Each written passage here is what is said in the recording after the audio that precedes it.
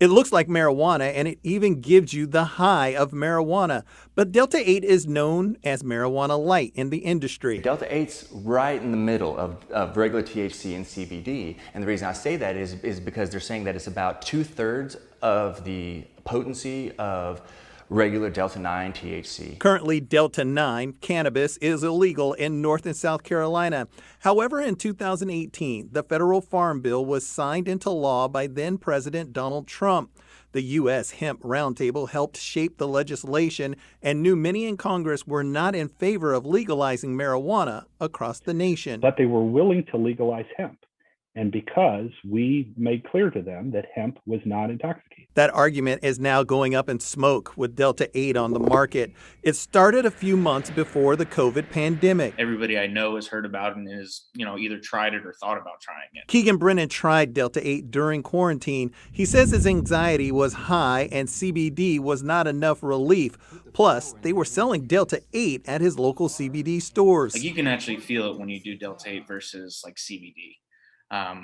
I just felt like CBD is more of just like you may get like a head rush if you smoke it, just like you would smoking anything else. I had a 60-year-old guy in here just a few minutes ago. I had a 40-year-old mom and her daughter come in a little bit ago. Like, there are people definitely trying to turn to cannabis for health and wellness for sure. More people looking for the legal green means a lot more green for stores like Green Life Remedies. We've doubled and tripled over the last 2 months as far as number of customers and sales generated. Owner Matt Hauser was leery about giving people another alternative medicine because of the synthesized nature of how Delta 8 was manufactured.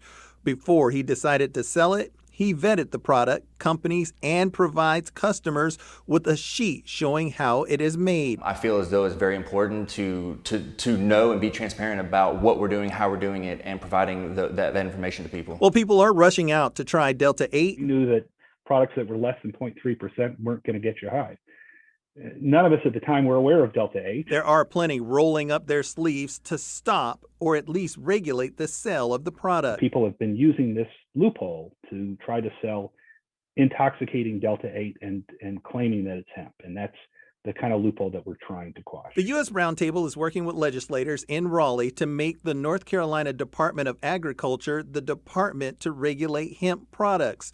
It could mean full restriction or the product only being sold in dispensaries. We just don't want to see this proliferation of intoxicating products in gas stations and grocery stores and other places where it's too often common these days. The goal of the roundtable is to get something passed before the end of the session, which means those lighting up and selling Delta 8 will be watching. Starting to, in other states, start to pull products.